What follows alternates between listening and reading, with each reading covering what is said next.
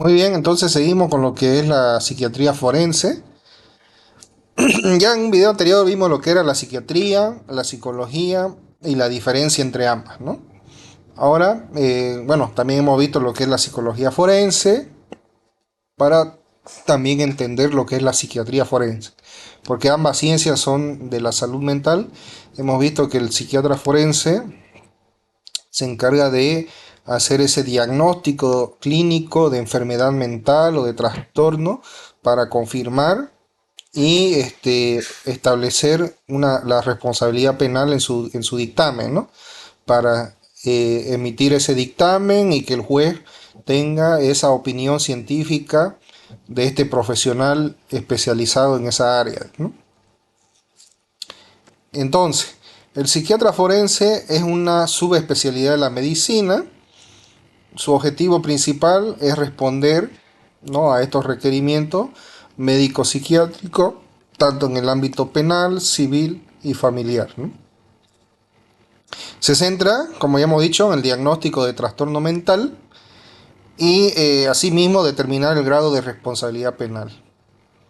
A diferencia del psicólogo, que en las pericias se le pide determinar trastornos mentales o de personalidad, el psiquiatra como equipo multidisciplinar, o sea, claro, el juez, al ver que el psicólogo ha concluido que tiene trastornos mentales por todo ese proceso, toda esa metodología científica que utilizó el psicólogo forense a través de revisión documental, entrevistas colaterales, protocolo de entrevista específico, aplicó una batería de pruebas psicométricas para determinar trastornos mentales, posibles simulaciones, hizo el control de la simulación y concluyó que presenta trastornos mentales, ¿no?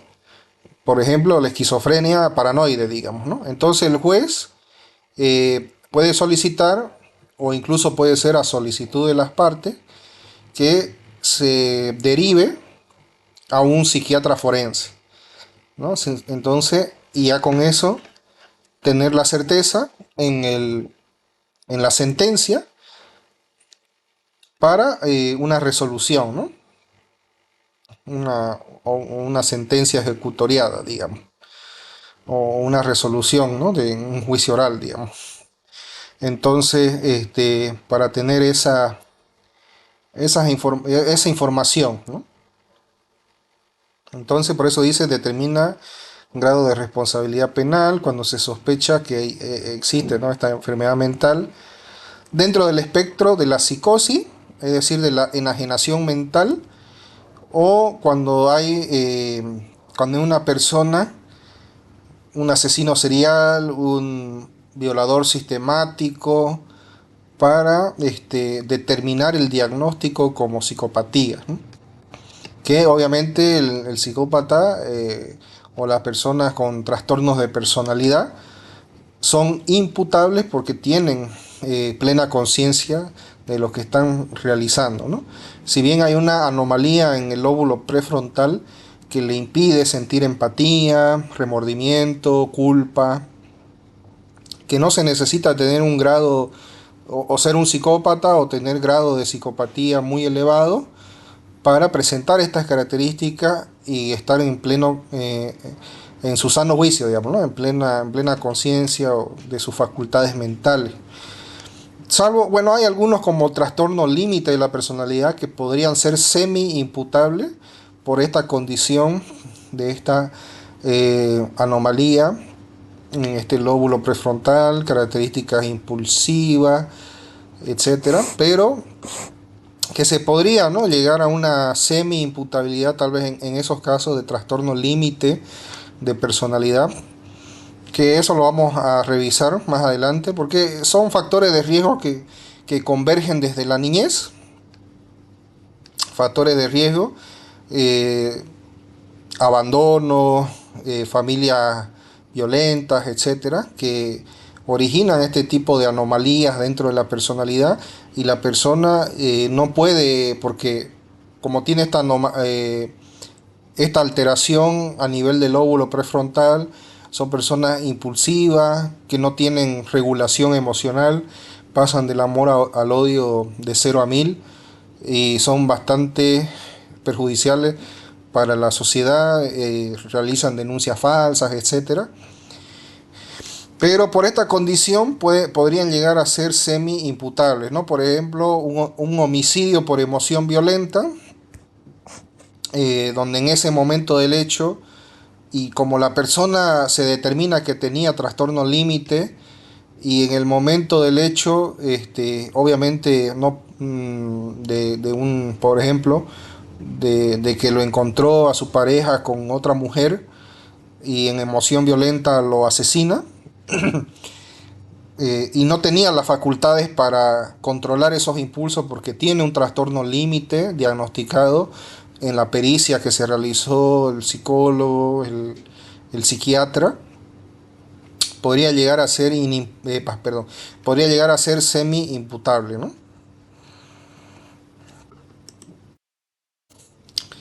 El psiquiatra forense o la psiquiatría forense, vemos la medicina versus la conducta, definición, diferencias con psicología y puntos de pericia. La psiquiatría forense representa la unión entre el conocimiento médico y el jurídico. El psiquiatra aporta la comprensión profunda de la mente y los factores individuales en los hechos criminales, mientras el jurista exige una valoración lógica y formal. Este acuerdo permite sentencias y evaluaciones más justas e integrales. Bueno, básicamente es eso de que el psiquiatra une su conocimiento médico porque tiene la formación como médico, ¿no? Ha estudiado medicina, se ha especializado en psiquiatría y ha hecho también esta especialidad en psiquiatría forense, ¿no? Porque hemos visto que la psiquiatría forense es una subespecialidad de la medicina, ¿no? Exactamente, de la medicina, ¿no? Que algunos pueden hacer esta especialidad en psiquiatría clínica o psiquiatría forense, ¿no?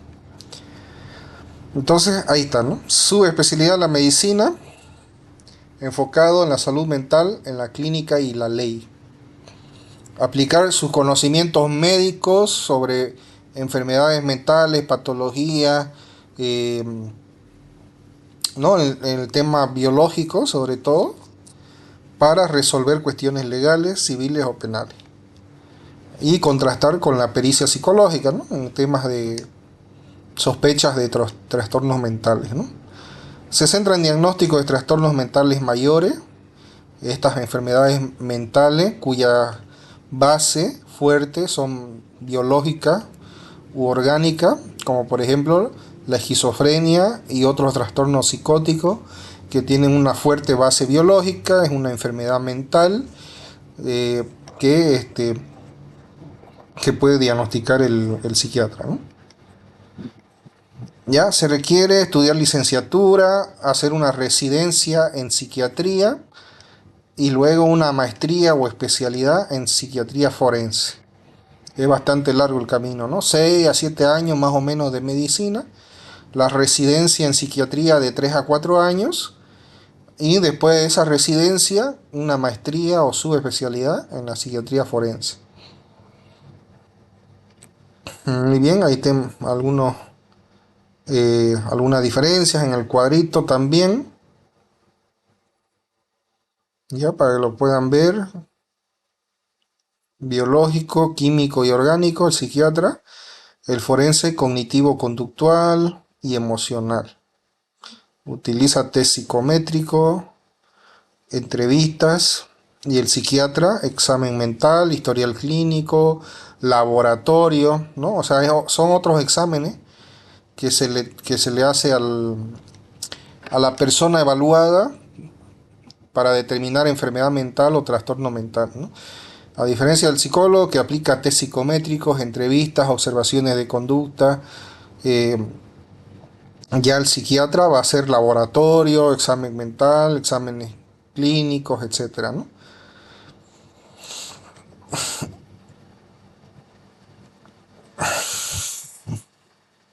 Ya, ahí vemos también otras diferencias.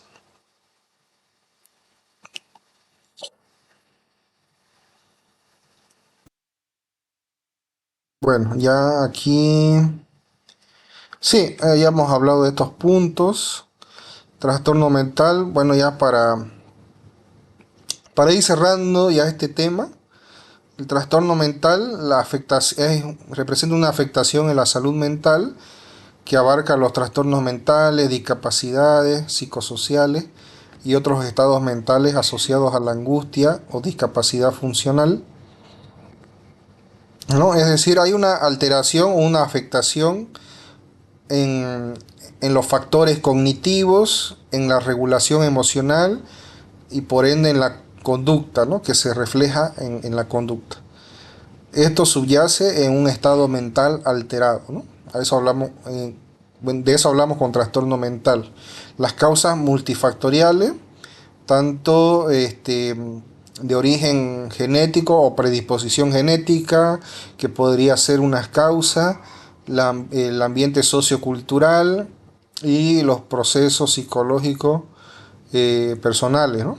que, que influyen o se convergen en posibles trastornos mentales, ¿no? Cuando en una de estas causas hay,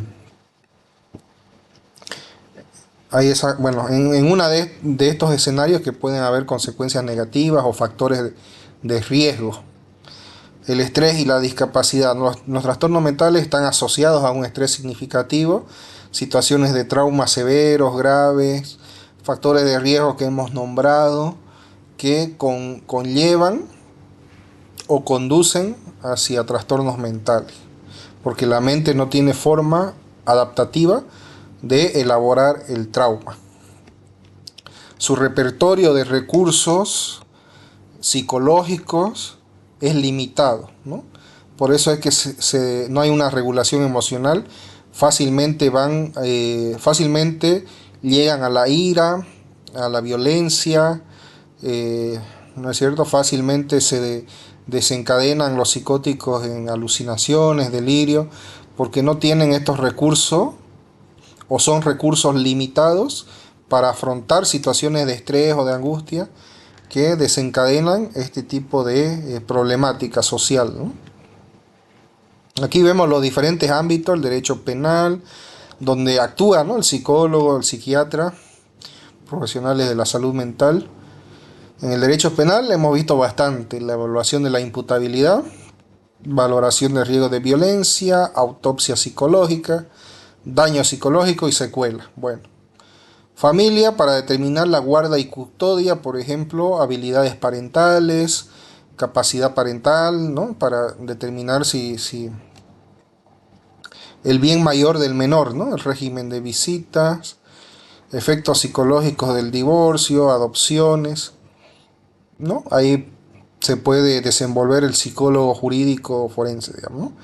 En la parte civil, ver el tema de las secuelas por accidentes, daño psicológico, moral, ¿no? El derecho laboral, el mobbing, que sería el acoso laboral, eh, incapacidades laborales por enfermedad, accidentes de trabajo. Bueno, ahí está, ¿no? Sector penal, familiar y laboral. También el estrés crónico, severo, burnout, acoso laboral que hemos visto, ¿no? Porque a veces toca, ¿no? Hay trabajadores que son explotados o que son maltratados psicológicamente y también ahí actúa el psicólogo jurídico forense también, ¿no? Bueno, aquí en resumen, aplica el psicólogo forense el método científico eh, para realizar la evaluación psicológica pericial, ¿no? Ya hemos visto todo lo que realiza en esta evaluación psicológica y en otro video específicamente vamos a hablar de la evaluación psicológica forense o la evaluación pericial. Enmarcados en lo legal, contiene este nombramiento formal del perito, que es nombrado y presta juramento, eh, que tiene límites dentro del artículo 213. La lealtad del psicólogo forense es con la justicia para elaborar este dictamen pericial o informe pericial, ¿no? ¿Ya? El psicólogo no juzga, ni el psiquiatra, ¿no? El psiquiatra, psicólogo este, puede plantear en su dictamen ciertas conclusiones, pero no son jueces ni juzgan el psicólogo ni el psiquiatra, ya el que simplemente el psicólogo, el psiquiatra como peritos, como especialistas, le dan una opinión científica al juez. ¿Ya? Un poquito para resaltar, el psiquiatra forense se remite sobre la enfermedad mental, que es el hecho de investigación, esclarecer la semi-imputabilidad, la inimputabilidad, para así auxiliar a la justicia en la aplicación de medidas especiales. ¿Ya? Entonces, bueno, esto ya lo hemos visto. Ya, dictamen pericial.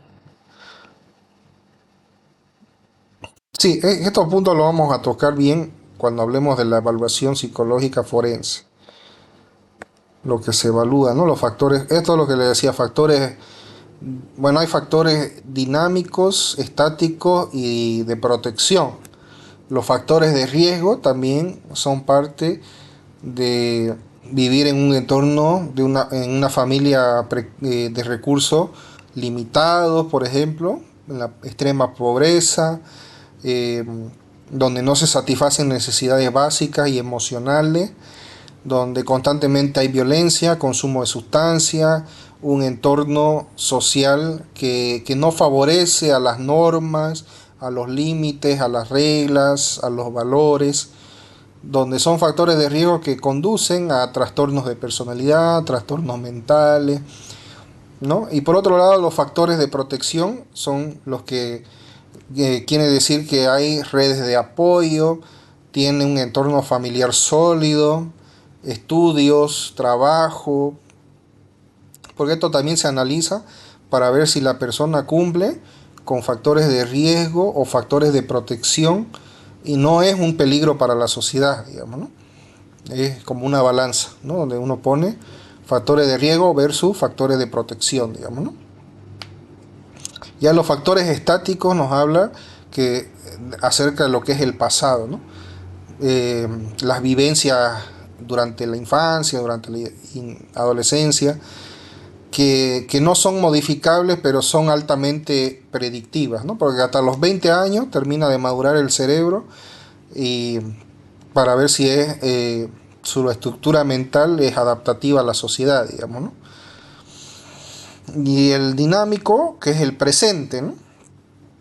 Las motivaciones durante el hecho o que presentó en ese mismo momento presente, ¿no? Necesidades criminogénicas, ¿no? que iniciaron el crimen, digamos, ¿no? Las motivaciones en ese momento. Por ejemplo, puede ser a causa del consumo activo de sustancias, impulsividad, desempleo, actitudes antisociales, incumplimiento de medicación. ¿Ya? Entonces, bueno, ahí tendríamos. Y por último, las medidas de seguridad, cuando ya el psiquiatra determina, ¿no? De que la persona presenta, tiene un diagnóstico ya clínico de enfermedad mental, de una esquizofrenia paranoide o de estos trastornos delirantes o que la persona es inimputable, digamos, ¿no? Es inimputable y el juez lo toma en cuenta a raíz de las pruebas, de los hechos, reconstrucción de los hechos, de las pericias que se aplicaron, entonces antecedentes clínicos que dan al lugar a que hay esta enfermedad mental, digamos, ¿no? Entonces, no hay una sentencia, digamos, o cumple condena, pero sí lo que hay son estas medidas de seguridad, ¿no? No es que ser inimputable significa impunidad, sino que son medidas distintas. Medidas de seguridad para resguardar su propio eh, resguardar su propia integridad humana, digamos, y el de los demás, el de la sociedad. Entonces, el juez puede establecer una internación en un centro psiquiátrico de salud mental, ¿no? Dependiendo el grado de riesgo, digamos. Pero en la mayoría de los casos, por lo menos en mi experiencia, ¿no? Lo que he visto es de que como en Latinoamérica en general no se cuenta con estas cárceles psiquiátricas especializadas, digamos, terminan estando igual en Palmasola. No es que estén cumpliendo una sentencia, pero al no haber las condiciones, se mantienen ahí, ¿no? Y se mantienen ahí hasta que a raíz de las evaluaciones periódicas, etcétera, se determine de que tiene redes de apoyo, tiene una familia donde que lo pueda contener y ya estando estable pueda volver a su hogar, digamos, ¿no? ¿No? Y hay otros casos donde, digamos, cumplen este periodo de medida de seguridad, pero como no cuenta con redes de apoyo, no cuenta con un lugar que sea favorable y que va a garantizar la seguridad ciudadana y la seguridad consigo mismo, entonces, por más que cumple su periodo de estas medidas de seguridad, se sigue quedando ahí hasta que bueno, se cumplan. Y como le decía, en Latinoamérica, como no hay lugares así idóneos, entonces al final se terminan quedando, ¿no? De manera indefinida en muchos casos, pues, ¿no? Bueno, esto ha sido ya la relación entre la psicología, el derecho y también hemos visto la parte de la psiquiatría y las medidas de seguridad.